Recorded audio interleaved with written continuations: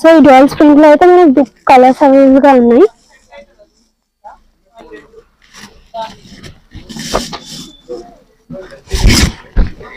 ఇది వచ్చేసి dark pink, కొంచెం ఆరెంజ్ పీచ్ లా ఉంది, మీరు చూడొచ్చు.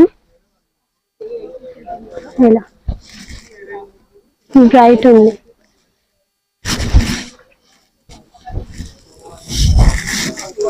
ఇది వచ్చేసి lavender colour, most trending colour ఇది వచ్చేసి ఇప్పుడు. దీనికి వచ్చేసి దుపట్టా మీరు ఇలా తీసుకోవచ్చు, సెల్ఫ్ కాబట్టి.